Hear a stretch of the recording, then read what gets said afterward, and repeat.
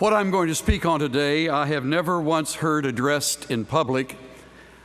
Throughout my graduate years in study, I never once heard the word mentioned. It was not something that was even considered worthy of addressing, I suppose, even though life is shaped by this very truth I want to talk about. I came across a statement that I resisted for a number of years until it came home to roost and to live in my life in a number of different ways that I'll close my message with today. The subject I want to talk about is failure, the number one fear of most of you who fill this room today. I doubt that you've ever heard a talk on failure, the discipline of handling failure, the importance of knowing that it is coming, that you will go through times of it, and you will have to learn in the midst of it that it is one of God's ways of maturing us to become the women and men He would have us be. The statement I begin with that I resisted years ago and now embrace: it is doubtful God can use anyone greatly until He has hurt him deeply. My longtime friend Jim Dobson tells a moving story in one of his better books that I want to read to you. It's a true story. He writes, "I was recently invited to conduct a lecture series for faculty and students at a seminary. It seemed appropriate that I talk to these future ministers about the subject of inferiority, since they would soon be dealing with many such problems in their own congregations. During the course of my first address, I relayed a story of Danny, not his real name. Danny was a distressed high school student whose grief over his own inadequacy became intolerable and eventually turned to anger. After I had spoken that day, I received the following anonymous letter. Dear Dr. Dobson, I am one of the Dannys you spoke of in chapel today. Believe me, for I have experienced this as long as I can remember. It is a miserable way to live. Yes, I am a student at the seminary, but that doesn't make the problem any less acute. Through the years, particularly the last 5, I have periodically gained a revived hope that somehow this problem can be overcome, go away or something. Then to my great disappointment, I find it is still very much a part of me. That's when I lose hope of ever conquering it. I want to be a minister of the gospel and feel that this is God's will. At the same time, I'm aware of the paralyzing effect this deep problem has on me. I want so badly to be adequate so that I could better serve God and others. I wish I could talk with you even for a short time. However, I realize your busy schedule. At any rate, thank you for coming to the seminary. Sincerely, a troubled seminarian." Dobson continues, "Since this broken young man had not identified himself publicly, I read and discussed his letter with the student body the following morning. Many of the 300 young men who were present seemed moved by his words. For some, it undoubtedly reflected their own predicament as well. Following my lecture that morning, the troubled seminarian came up and introduced himself to me. He stood with tears streaming down his cheeks as he spoke of the great sense of inadequacy he had experienced since early childhood. Later, an administrator of the seminary told me that this young man was the last member of the student body whom we would have ever expected to feel that way. As I have observed so many times, this sense of inferiority is the best kept secret of the year. It is harbored deep inside, where it can gnaw on the soul. Sitting in the audience that same day was another student with the same kind of problems. However, he did not write me a letter. He never identified himself in any way. But 3 weeks after I left, he hanged himself in the basement of his apartment. One of the 4 men with whom he lived called long distance to inform me of the tragedy. He stated, deeply shaken, that the dead student's roommates were so unaware of his problems that he hung there 5 days before he was missed. Sitting in this audience today are men and women who can identify with Danny. But no one around you knows it. It's certainly doubtful your parents are aware of it. It's quite unlikely you have shared it even with a close friend, and certainly not with any of the faculty at Wheaton College. But it's there nevertheless. You fear failure. If there's something you really would have to list on your list of fears, failure would be near the top, if not there, at the top. Tragedy in life, lack of adequacy, unable to succeed, an inability to perform, to accomplish, to reach your goals. I remember while president of Dallas Seminary, I had a student come in and begged me to change one of his grades. It was the only B he had in the 4 years as he earned his Master of Theology at the school. I told him I couldn't do that. My integrity wouldn't allow it, and I understood. I said, frankly, it is the only B that you have made. He said, I know, but my parents expected me to make all A's, and they won't even come to the graduation if I'm not the valedictorian, and I know that 1B will keep that from happening. I said, I really can't do that. I'll call your parents. No, he said, don't call my parents. Sure enough, the B stayed on his transcript. He didn't walk, and his parents didn't show up for graduation.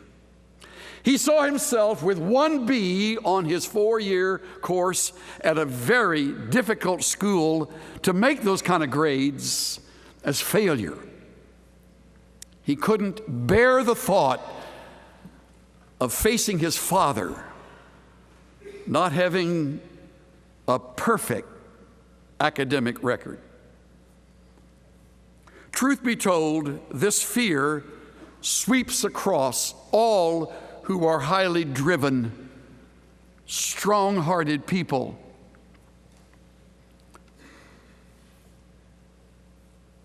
Nevertheless, the Bible is full of those who failed.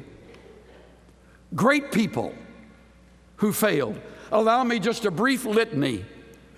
Abraham, the father of faith, failed when he went into Hagar, and the product was Ishmael, who gave them grief, and still to this day, there is a conflict between Ishmael and Isaac. Moses failed when he struck the rock in anger, and it so displeased God that he wasn't allowed to go into the promised land. Clearly a failure. He failed earlier in murdering an Egyptian and hiding him in the sand. Moses, the one who led the Exodus.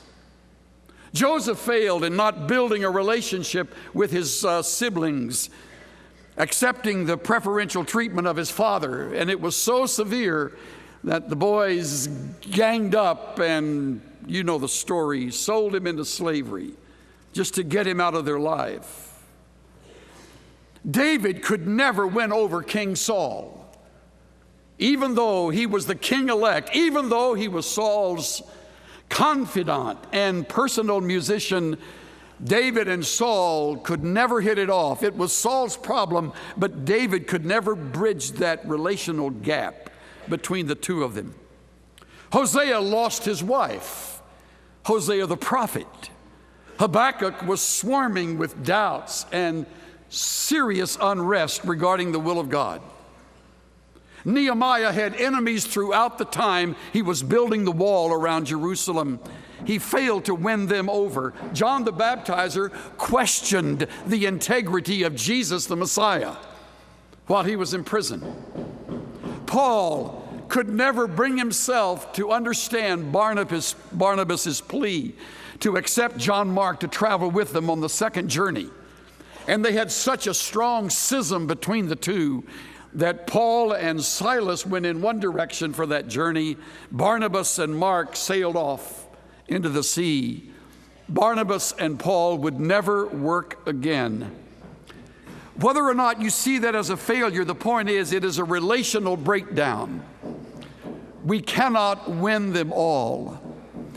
Through it all, we are to learn not only through our successes, but through times when things do not work out well. My attention goes back to Paul as I go for some scriptural basis for what I'm saying. Listen to his words as he wrote them to Corinth, chapter 2, first letter, verses 1 to 3. When I came to you, brothers, I did not come with a superiority of speech or of wisdom, proclaiming to you the testimony of God. Now listen closely. I determined to know nothing among you except Jesus Christ and Him crucified. And I was with you in weakness and in fear and in much trembling. This is the Apostle Paul. When I was with you people in Corinth, by the way, he is fresh off Athens, which proved to be an evangelism failure for Paul. Only a small group of people would even listen to his message while he was at Athens. And in the backwash of Athens, he comes to Corinth, and he admits to the people when he writes them later, when I stood before you, I stood in weakness and in fear and in much trembling. If that isn't bad enough, the autobiographical section of 2 Corinthians tells us even more of Paul's distressed spirit. Chapter 1, verse 8 of 2 Corinthians, he admits, we do not want you to be unaware, brothers, of our affliction which came to us in Asia, that we were burdened excessively, beyond our strength, so much so we despaired even of life. I don't know how you interpret that, but I read that literally. We came to the place when we were at that spot in our lives, we wondered if we could go on. He wasn't successful. Every day wasn't just a brilliant, delightful day of praise and joy. He awoke the morning depressed. He turned in at night discouraged. He despaired even of life. And it's not a one-time only. Chapter 3, verse 5 of 2 Corinthians. Not that we are adequate in ourselves to consider anything as coming from ourselves. Our adequacy is from God. Paul admits, I'm not adequate. I've got challenges in front of me that I can't match in my own strength. They're more than I'm able to do. Chapter 4, verses 8 and 9, we are afflicted in every way, perplexed, persecuted, struck down. And you're all familiar with the long list of things he mentions in 2 Corinthians 11. I draw this from the Message. Listen to the list. I've been jailed more often, beaten up more times than I can count, at death's door time after time. I have been flogged 5 times with the Jews' 39 lashes, beaten by Roman rods 3 times, pummeled by rocks, shipwrecked 3 times, immersed in the open sea for a night and a day, in hard traveling year in and year out. I've had to ford rivers, fend off robbers, struggled with friends, struggled with foes. I've been at risk in the city, at risk in the country, endangered by desert sun and sea storm, and betrayed by those who I thought were my brothers. I've known drudgery and hard labor, many a long and lonely night without sleep, many a missed meal, blasted by the cold, naked to the weather. And that's not the half of it when you throw in the daily pressures of all the churches. If I have to brag about myself, I'll brag about the humiliations that make me like Jesus. It's that part that throws us a curve. Most of us have been raised to do our best, nothing wrong with that. To reach high goals, nothing wrong with that.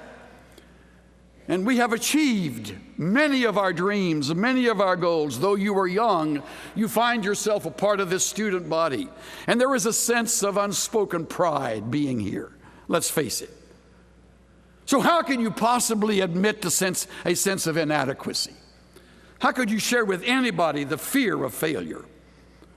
The thought of not making it through this school? What you may not realize is the whole point of my message today. God knows the way you take. When He has tried you, you will come forth as gold. Let me put it in other words. When you have gone through tragedy, heart sickness,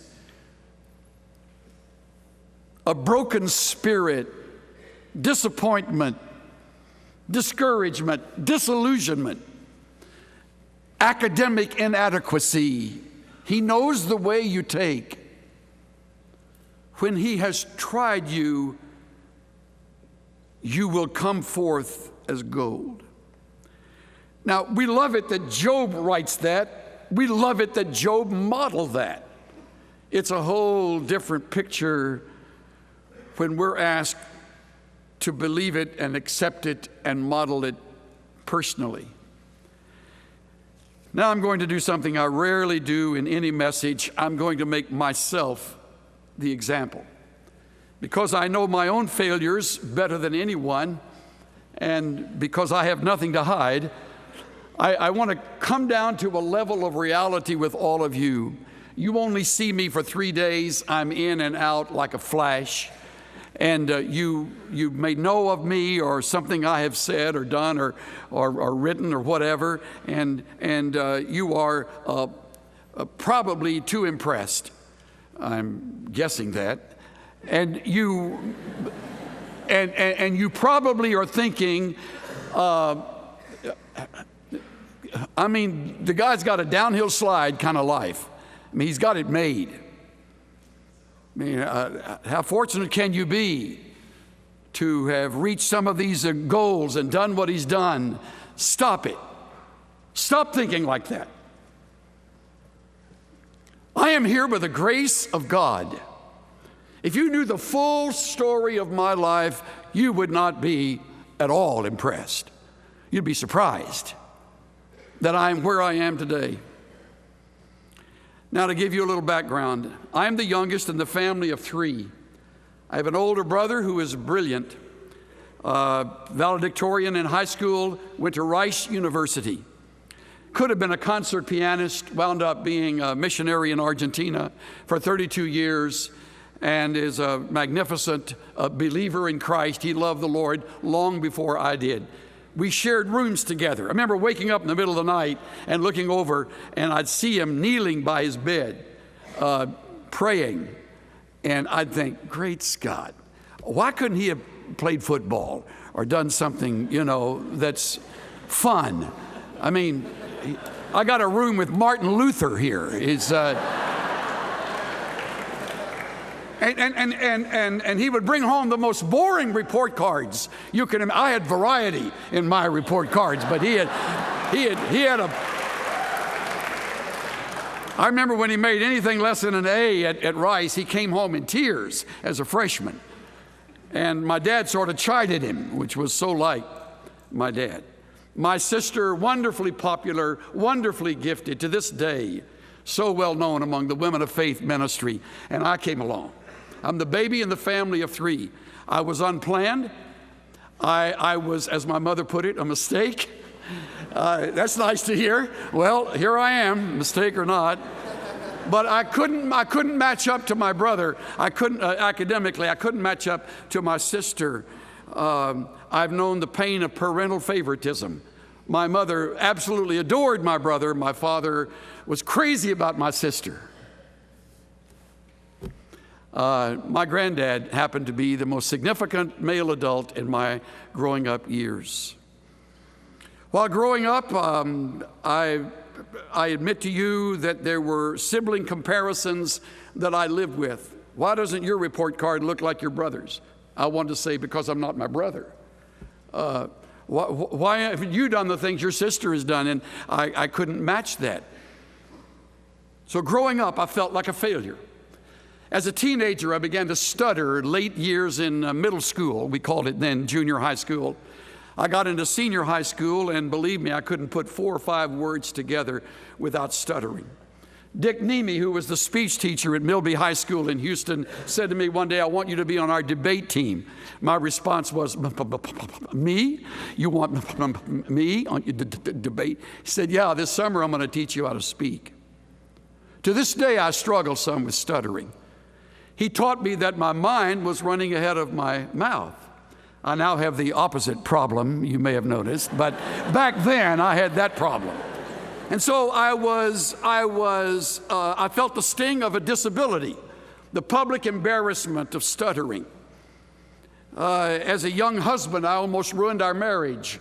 For the first 10 years, I tried to make Cynthia just like me. I mean, you can think of anything worse than a female me? And Cynthia would say, I'm not you. I know it, but you need to do so-and-so. And I came down on her, and I about drove her out of my life. I remember when she told me in New England we were struggling through a church ministry that wasn't working. I'll tell you about that failure in a minute. And she said to me, "I'd like you not to say publicly that we're partners, because we're not." I said, "Yeah, we are." "No, we're not." "Yes, we are." "No, we're not." You need somebody to do your dishes. You need somebody to fix your meals, somebody to have your babies, someone to have sex with. You need somebody that you can show as your wife, but we're not partners. And she was right. It led to 4 or 5 very difficult years of counseling for me to learn what it meant to love my wife. In fact, to come to the place where I realized her value in God's eyes is absolutely beyond description, and to see the value she can have in my life. But I was a young failure in my marriage. As a young pastor early on, I was a poor example of a leader. And I was at a church in New England only 2 years. It's the longest decade of my life. 2 years I was in Massachusetts, and the church never went anywhere. I remember one July 4 service we had, there were 8 people present in the church service. 4 of them were Swindolls. That is not a successful ministry.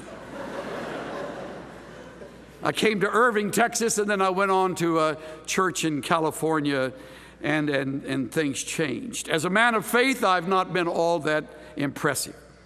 I have gone kicking and screaming into every ministry God would have me go into.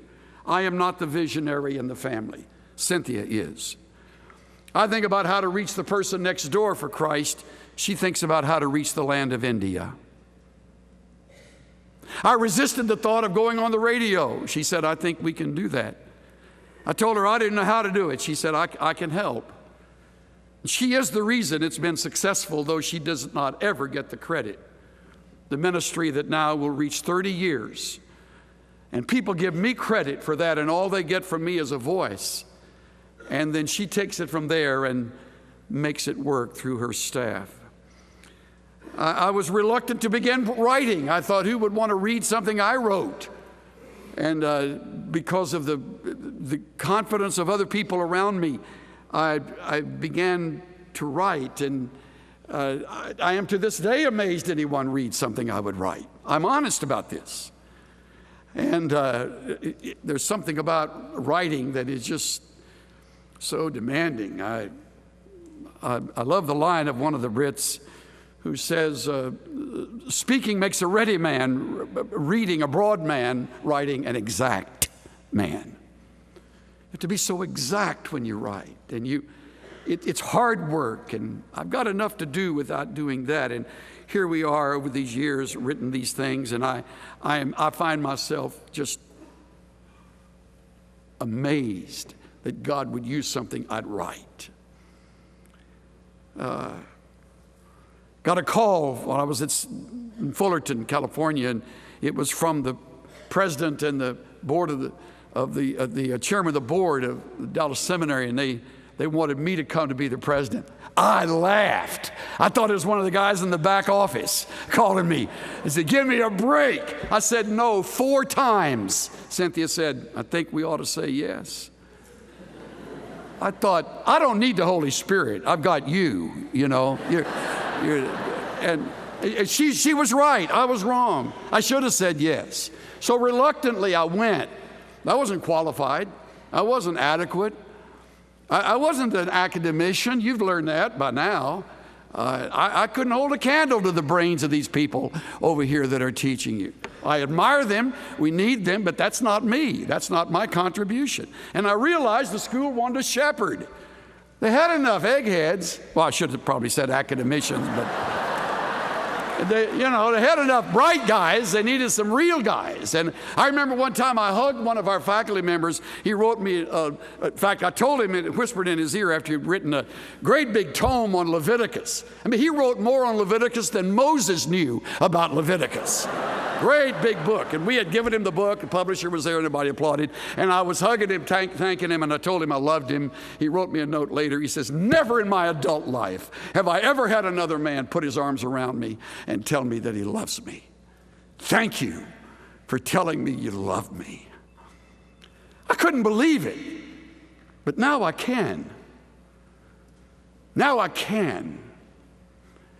And I could do that because I had nothing to prove and nothing to lose. I mean, look at where I'd come from. So we get a church started in Texas. And I wanted to quit 2 or 3 times in the midst of it. It got so tough. And I laid by Cynthia one night and she said to me, we can't quit. I said, honey, I can't go on. It's absolutely beyond me. She said, I know, that's why it's going to be so good. And I thought, go to sleep.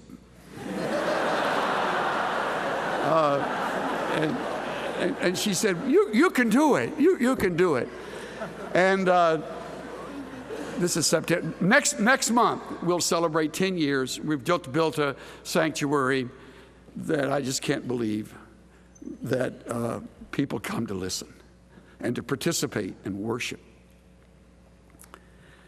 But the worst part of all, forgive me for going a little longer, but I got to tell you this part. I blew it with my youngest son.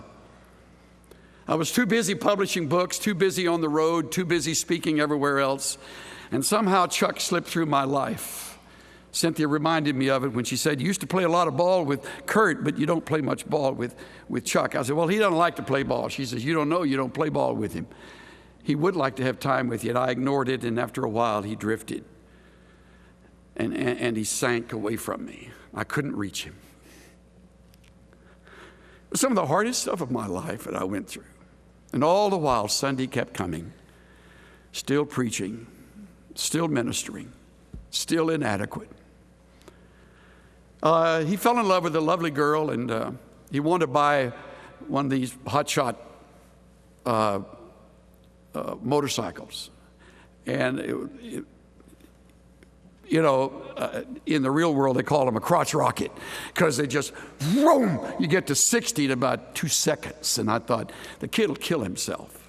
So I said, I'll tell you what, why don't you and I build you a Harley? So, hey, why not? So I said, that'd be my wedding gift to you.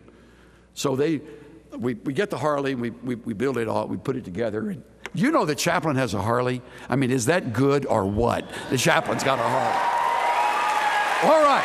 So Chuck and Jenny roar off on their honeymoon on a Harley. She's on the back, he's on the front. I'm thinking, Lord, what have I done? And then I said to Cynthia, I'd like to have one of those. So we went down to Harley shop, we were looking at them, and she got on the back, and I'm on the front, and I'm sitting there acting like I'm on the road. And she says, what are we going to do if somebody comes in? I said, just tell them we're Jim and Shirley Dobson. That's all you got to do. Of course, they don't know who they are either. So anyway, long and short of it is, the Harleys became the connection with my son.